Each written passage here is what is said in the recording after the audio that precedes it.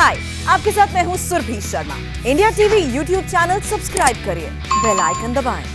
Vaccine की किल्लत से क्या कोविशील्ड की 2 डोज के बीच का गैप बढ़ाने का फैसला लिया गया, या फिर रिसर्च के आधार पर, स्टडी के आधार पर यह पाया गया है कि वैक्सीन का अगर अंतराल बढ़ा दिया जाए डोज का तो वो ज्यादा असरदार हो जाती है, ज्यादा सुरक्षा मिलती है? क्या सच है? ऐसे बहुत सारे सवाल लोगों के मन में हैं। जिनको एक डोज लग गई है वो अगली डोज कब लगवाएं, या जो दूसरी डोज लगवा चुके हैं वो ये सोचते हैं कि क्या मैंने जल्दी तो नहीं लगवा ली। इन सारे मुद्दों पर बात करने के लिए हमारे साथ अब और मेहमान जुड़ने जा रहे हैं। हमारे साथ डॉक्टर रूपाली मलिक जुड़ी हैं, professor medicine, Safdarjung hospital. Doctor साहब का बहुत बहुत स्वागत है। और डॉक्टर नीरज निश्चल हमें ज्वाइन करने वाले हैं, डिपार्टमेंट ऑफ मेडिसिन और Indian institute of medical sciences से। डॉक्टर रूपाली, ये चर्चा आप खूब सुन रही होंगी कि आखिर ये 2 डोज का कोविशील्ड का फर्क, जो फासला है, इसको क्यों बढ़ाया गया है, क्यों इसको 12 से 16 हफ्ते कर दिया गया, 1 महीना और इसको क्यों एक्सटेंड किया गया है? तो आप क्या वजह बताना चाहेंगी इसकी? जी बिल्कुल, जैसा कि आपने खुद ही बोला कि ये जो कोविशील्ड की दो डोजेस के बीच में जो अंतर बढ़ाया गया है, ये किसी किल्लत की वजह से नहीं बढ़ाया गया है कि शॉर्टेज है वैक्सीन की इसलिए, बल्कि ये इसलिए बढ़ाया गया है क्योंकि स्टडीज में ऐसा पाया गया है कि अगर आप सेकेंड डोज थोड़ा डिलेड उसमें लेंगे तो आपका जो इम्यून रिस्पॉन्स है वो थोड़ा बेहतर होगा। जब हम लोगों ने 6 से 8 हफ्ते का ये गैप बढ़ाया था, उस समय पर ही यूएस में ऑलरेडी उसको 8 to 12 वीक्स का गैप बढ़ा दिया गया था। तो तभी ये हमें अंदेशा था कि हो सकता है कुछ समय बाद हमारे देश में भी ये गैप बढ़ा के 8 से 12 हफ्ते या उससे ज्यादा तक भी कर दिया जा सकता है। और ये चीज समझना जरूरी है कि जो भी दिशा निर्देश दिए जा रहे हैं सरकार द्वारा, वो एक रिसर्च और साइंटिफिक बेसिस के आधार पे दिए जा रहे हैं, वो किसी और कारण की वजह से नहीं दिए जा रहे हैं। और अगर आपको डोज जल्दी लग गई है तो उसके लिए भी आपको घबराने की जरूरत नहीं है, उससे आपको कोई नुकसान नहीं होगा। ये चीज समझना जरूरी है कि जो भी हम कोविड के बारे में जो भी हम सीख रहे हैं, हम उसके एक लर्निंग फेज में है, इवॉल्विंग प्रोसेस में है। तो हो सकता है समय के साथ साथ कुछ चीजों में बदलाव आए, बट वो एक साइंटिफिक बेसिस की वजह से ही होगा, ना कि किसी और कारण। तो इसको कोई और कारण ना एट्रीब्यूट किया जाए। डॉक्टर नीरज भी हमारे साथ जुड़ गए हैं। डॉक्टर साहब, आपका भी स्वागत है। अभी रूपाली जी से बात हो रही थी कि जो गैप बढ़ाया गया है, उन्होंने बताया कि ये रिसर्च और स्टडीज के आधार पर बढ़ाया गया है ताकि वैक्सीन और इफेक्टिव बन जाए। लेकिन इसमें जो व्यक्ति दूसरी डोज ले चुका है, मान लीजिए पहले अगर प्रोटोकॉल के तहत 4 हफ्ते में लेना था या 6 हफ्ते में लेना था, तो उसने वो डोज ले ली है। अब वो सोच रहा होगा कि क्या ये वैक्सीन मुझ में उतनी काम नहीं करेगी जितना उन लोगों में करेगी जिनका गैप जो था 12 या 16 हफ्ते का था? नहीं, ऐसे लोगों को बिल्कुल निराश होने की, आप कोई कंफ्यूजन में जाने की जरूरत नहीं है, क्योंकि ये जो वैक्सीन उन्हें ऐसे सिचुएशन में लगा है जब केसेस का बहुत अपसर्ज था, तो वो डेफिनेटली प्रोटेक्टेड है और उन्हें बिल्कुल परेशान होने की जरूरत नहीं है कि उनके अंदर ये वैक्सीन उतना इफेक्टिव नहीं रहा। इस सिचुएशन में अगर 70% वैक्सीन भी इफेक्टिव है तो बहुत ही अच्छा है, उसका 80 या 90% का वेट करने की जरूरत नहीं है।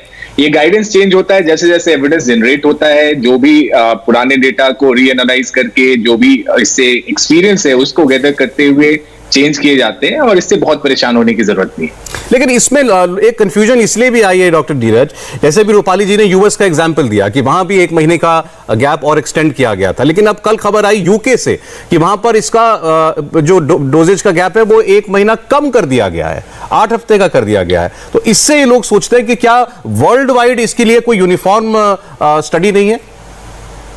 देखिए, ये पैंडेमिक ने हमें ये सिखाया कि कहीं भी जो है एक कंट्री का वर्चस्व नहीं है इस एविडेंस पे, या किस तरीके से इसको फाइट किया जाए। तो सभी अपने एक्सपीरियंस के अकॉर्डिंग उसको ऑल्टर करने की जरूरत समझते हैं, उसके अकॉर्डिंग ऑल्टर करते हैं, चाहे वो एविडेंस हो, बाकी लॉजिस्टिक्स हो, किस वे में मैक्सिमम लोगों को बेनिफिट पहुंचाया जा सके।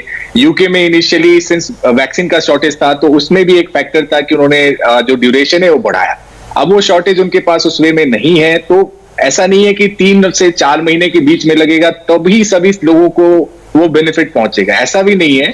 तो इसलिए ये एक वेरिएबल चीज है और इसमें एग्जैक्ट आंसर अभी प्रोवाइड करना शायद सभी के लिए मुश्किल होगा। लेकिन क्या आपको लगता है कि क्या हमारे हालात में, आबादी को देखते हुए, हमारी वैक्सीन डोजेस की जरूरत को देखते हुए और सप्लाई साइड की हालत हम सब समझ रहे हैं, क्या वो भी एक वजह हो सकती है कि हमने इस गैप को बढ़ाया है? डॉक्टर नीरज, सिंस मैं उस कमेटी का पार्ट नहीं था तो मैं इस पे तो कमेंट नहीं कर सकता, लेकिन जो भी डेटा अभी रिसेंटली पब्लिश हुआ है जो इस वैक्सीन ट्रायल से रिलेटेड जो 3 कंट्रीज में चल रहे थे, उसके बेसिस पे ही मोस्ट लाइकली चेंजेस किए गए हैं, उसके अलावा मैं और कोई कारण नहीं देखता। अच्छा डॉक्टर रूपाली, अब जिनको पहली डोज लगी है वो ये सोचना चाहते हैं कि अब पहले मुझे कहा गया था कि आप 2 महीने बाद लगाएंगे, फिर कहा गया आप 3 महीने बाद लगाएंगे, अब कहा गया कि 4 महीने भी हो सकते हैं आप लगा लें तो कोई दिक्कत नहीं है। तो इसका हमारी फर्स्ट डोज ऑफ वैक्सीन ये कितने दिनों में कारगर होना शुरू होती है और ये किस हद तक हमको प्रोटेक्शन देती है? हाँ जी, देखिए एक डोज ऑफ वैक्सीन के बाद यूजुअली 3 to 4 वीक्स के बाद हम एक्सपेक्ट करते हैं कि कोई इम्यून रिस्पॉन्स प्रोड्यूस होगा बॉडी में। और जो सेकेंड डोज जो लगाई जाती है वो एक बूस्टर की तरह का काम करती है। जो सेकेंड डोज हम देते हैं वो बूस्टर इफेक्ट के लिए देते हैं। तो अब जैसा कि मैंने पहले भी कहा कि ये एक इवॉल्विंग सब्जेक्ट है, स्टडीज ऑन गोइंग है, जो हमारा एक्सपीरियंस है वो वक्त के साथ साथ हमारा एक्सपीरियंस बढ़ रहा है। जैसा कि हम सभी जानते हैं, अभी हम लोग को 3-4 महीने ही हुए हैं कि वैक्सीनेशन ड्राइव शुरू किए हुए, तो समय के साथ एक्सपीरियंस बढ़ रहा है।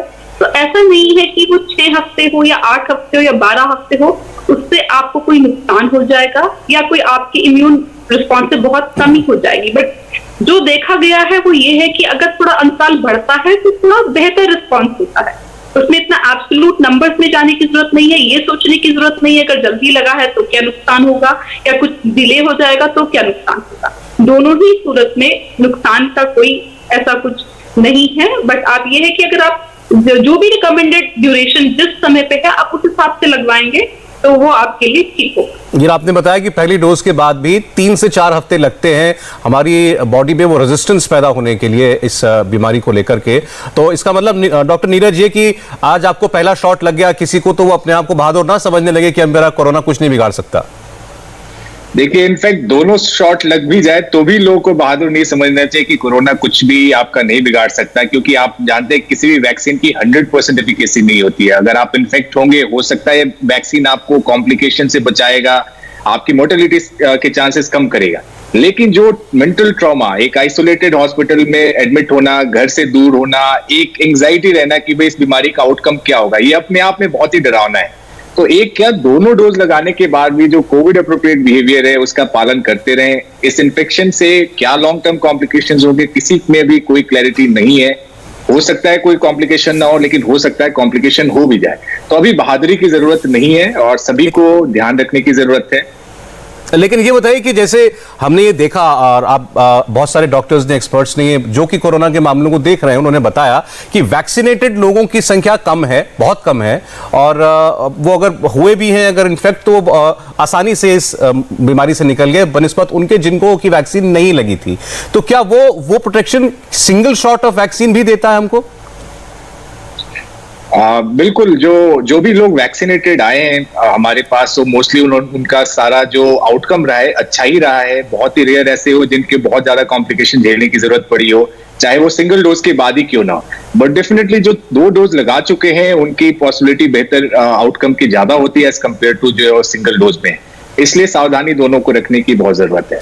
अभी आपने डॉक्टर रूपाली शब्द इस्तेमाल किया था बूस्टर डोज, तो ये पहली डोज और दूसरी डोज में फर्क क्या है?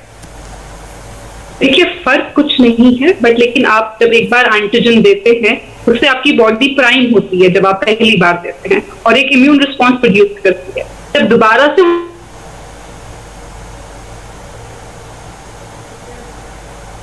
डॉक्टर रूपाली कनेक्शन में कुछ प्रॉब्लम हुई है, दोबारा हम उनसे बात करेंगे। एक खबर डॉक्टर नीरज, लेकिन कल अमेरिका से आई और उससे बहुत सारे लोगों को बहुत उम्मीदें बंधी, क्योंकि वहां पर ये ऐलान कर दिया गया कि अगर किसी ने दोनों शॉट ले रखे हैं वैक्सीन के, अगर फुली वैक्सीनेटेड हैं, तो उनको मास्क पहनने की जरूरत नहीं है। वो चाहे तो पहने, लेकिन अनिवार्यता खत्म कर दी गई है। क्या ये हालात हमारे देश में भी कभी आएंगे? उम्मीद पे दुनिया कायम है। ऑफ कोर्स अगर सभी मेहनत करें, सभी वैक्सीनेट अपने आप को करवाएं, जो हम कोविड एप्रोप्रिएट बिहेवियर की बात करते हैं उनको फॉलो करें। मास्क हटाने की बात जरूर कही गई है, लेकिन आई एम श्योर जो बाकी जो फिजिकल डिस्टेंसिंग और बाकी जो बिहेवियर है कि अगर आप बीमार है तो घर से बाहर नहीं जाइए, ऐसे सोशल गैदरिंग अननेसेसरीली नहीं कीजिए, ये सारे जो चीजें हैं वो इन प्लेस होंगी ही होंगी। अभी जब तक भी एक भी केस हमारे देश में है या कहीं भी है, हमें सावधानी कम नहीं कर सकते, क्योंकि जैसे हमने देखा है कि वैक्सीनेटेड लोग भी इन्फेक्ट हो सकते हैं। और स्पेशली हमारे देश में जहाँ पे पॉपुलेशन डेंसिटी बहुत ही ज्यादा है, अगर आप वैसे अगर यूएस से कंपेयर करें। बिल्कुल, यकीनन। डॉक्टर रूपाली, आपकी आवाज बीच में नहीं आ रही थी, इसलिए मैं डॉक्टर नीरज के पास गया। आप हमें बता रही थी पहली डोज और दूसरी डोज में क्या कोई फर्क है? आपने कहा कोई फर्क नहीं है, तो फिर दूसरी डोज क्या करती है? वो एक आपका जो इम्यून रिस्पॉन्स जो ऑलरेडी आपको पहली डोज जो प्राइम कर चुकी है इम्यून सिस्टम को, उसी के इम्यून रिस्पॉन्स को बढ़ाती है, बूस्ट करती है, इसीलिए उसको बूस्टर डोज का नाम दिया जाता है। बट मैं ये कहना चाहूंगी, देखिए कोविड अप्रोप्रिएट बिहेवियर या जो सोशल वैक्सीन की हम बात करते हैं, वो अभी भी बहुत जरूरी है, कम से कम हमारे देश में, क्योंकि जैसा कि हम जानते हैं कि जो वैक्सीन की जो एफिकेसी है अच्छी है, बट अभी भी 100% नहीं है।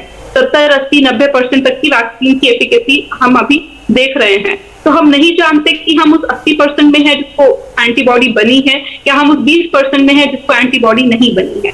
तो इसलिए बहुत ही जरूरी है कि जब तक हमारी कम्युनिटी में जो कम्युनिटी लेवल ट्रांसमिशन मौजूद है, तब तक हम सभी लोग वैक्सीनेटेड हो या नहीं हो, कोविड अप्रोप्रिएट बिहेवियर का पालन जरूर करें। तो ये बहुत ही अनिवार्य एक मैसेज है जो मैं सभी को देना चाहती हूँ कि आप वैक्सीनेटेड हैं या नहीं है। जब तक कि कम्युनिटी ट्रांसमिशन हमारे यहाँ पे है, आप कृपया करके कोविड अप्रोप्रिएट बिहेवियर जरूर पालन करें। और वैक्सीनेशन का एक सबसे इंपॉर्टेंट रोल यही है कि जब सब लोग साथ में वैक्सीनेट होंगे, ज्यादा से ज्यादा लोग, तो एक हर्ड इम्यूनिटी बनेगी, और जो चेन ऑफ ट्रांसमिशन है, जो कम्युनिटी लेवल पे जो ट्रांसमिशन हो रहा है, उसमें उसको हम रोक पाएंगे। तो उसके लिए भी बहुत अनिवार्य है, न केवल अपने लिए बल्कि इस कम्युनिटी लेवल ऑफ ट्रांसमिशन को रोकने के लिए भी vaccination is very important. Doctor Neeraj ji, बताइएगा कि जिन लोगों को कोरोना हुआ है, तो ये कहा गया कि उनके अंदर एक नेचुरल एक इम्यूनिटी डेवलप होती है, वो भले ही कुछ अरसे के लिए हो, तो वो इम्यूनिटी और वैक्सीन जनरेटेड इम्यूनिटी ये एक समान है? जो एक्सपीरियंस हमारा है, जो हम देख रहे हैं सुबह शाम जो केसेस हैं, उसमें डेफिनेटली जो नेचुरल इन्फेक्शन है वो बेहतर इम्यूनिटी प्रोवाइड करेगा, क्योंकि एक कंप्लीट वायरस नेचुरल वे में आपके शरीर में गया है, बॉडी उसके अलग अलग पार्ट्स पे के अगेंस्ट एंटीबॉडी बनाता है, तो वो एक बेहतर रिस्पॉन्स देता है। क्योंकि हमने देखा है कि अभी भी जो है, जो री इन्फेक्शन के केसेस, जिनको पहले कोविड हो गया है और उनको दोबारा कोविड होने वाले की तादाद बहुत ही कम है, लेकिन जिनको वैक्सीन लगा है, पहले कोविड नहीं हुआ है, उनके इन्फेक्ट होने की पॉसिबिलिटी है। तो अगर इसको हम कोरिलेट करें तो शायद हम कह सकते हैं कि जो नेचुरली इन्फेक्टेड है, उनके री इन्फेक्ट होने की पॉसिबिलिटी थोड़ी सी कम होती है, एटलीस्ट 6, 7, 8 महीने तक। बट ये थियोरेटिकल पॉसिबिलिटी है, कोई कॉन्क्रीट डेटा इस बारे में हमारे पास नहीं है, इसलिए सावधानी सभी को बरतनी है। पहले कोविड हो भी गया है तो भी सावधानी वैसे ही बरतनी है। जी, अच्छा डॉक्टर रूपाली, एक सवाल ये भी आ रहा है कि ये वायरस अगर अपने स्वरूप बदलता रहेगा तो क्या हमको वैक्सीन भी बदलती रहनी पड़ेगी? अगर इस बार हमने इस साल किसी को वैक्सीन लगा दी है, तो उसको अगले साल या कुछ महीनों बाद दोबारा वैक्सीन की जरूरत पड़ सकती है? जी बिल्कुल, ये काफी हद तक पॉसिबल है। जैसा कि हम सभी जानते हैं, जो इन्फ्लुएंजा, जो नॉर्मल फ्लू होता है, उसके लिए भी हम लोग हर साल वैक्सीन लेते हैं। तो हो सकता है फ्यूचर में कोरोना का अगर स्वरूप ज्यादा हद तक बदलता है, तो हमें वैक्सीन दोबारा से बूस्टर डोजेस में हो सकता है लेनी पड़े। तो इसकी पॉसिबिलिटी है, बट अभी ऐसा नहीं है। अभी के लिए फिलहाल 2 डोजेस काफी है। तीसरी डोज पर भी ट्रायल्स चल रहे हैं, और समय के साथ ही हमें ये सब जवाब मिल पाए। जी, एक वैक्सीन से जो हमें इम्यूनिटी मिलती है डॉक्टर नीरज, वैसे अगर एक बीमारी हमारे सामने है, वो म्यूटेट करे या न करे, लेकिन वो जो हमारे अंदर इम्यूनिटी डेवलप हुई है, वो कितने अरसे के लिए होती है? अभी तक इसके पूरे हमारे पास एविडेंस नहीं है, बट हम उम्मीद करते हैं कि ये कुछ भी 6 महीने से 1 साल तक आपको प्रोटेक्शन दे सकता है। और कंप्लीट वायरस से ये एडवांटेज रहता है कि अगर वायरस एक साथ कंप्लीटली चेंज नहीं हो सकता, उसके कुछ पार्ट चेंज हो सकते, जैसे आप डबल म्यूटेंट, ट्रिपल म्यूटेंट की बात करते हैं, यानी 2 जगह पे 3 जगह पे चेंज हुआ, लेकिन बाकी स्ट्रक्चर सेम रहता है। तो कितने क्रिटिकल पार्ट में उसका म्यूटेशन हुआ है, उससे उसके सर्वाइवल एडवांटेज कैसे बढ़ती है, उसकी इन्फेक्टिविटी कैसे बढ़ती है, उस पर डिपेंड करता है कि वो स्ट्रेन सिलेक्ट होगा या नहीं होगा। तो इन सब चीजों का ध्यान रखते हुए डेफिनेटली हमें आगे उसके बारे में सोचना पड़ेगा। जो वैक्सीनेशन स्ट्रेटेजी या जो वैक्सीन चेंज करने के बारे में हम बात करेंगे, वो इन्हीं सब चीजों पर डिपेंड करेगा। तो ये समय के साथ ही पता चले। Doctor Rupali Malik, doctor Neeraj digital, बहुत बहुत शुक्रिया आपका हमें वक्त देने के लिए, इंडिया टीवी से बात करने के लिए। धन्यवाद। हाय, आई एम सुरभि शर्मा। खबरों से अपडेट रहने के लिए India TV YouTube channel subscribe करिए, साथ में बेल आइकन जरूर दबाएं। जुड़े रहें इंडिया टीवी के साथ।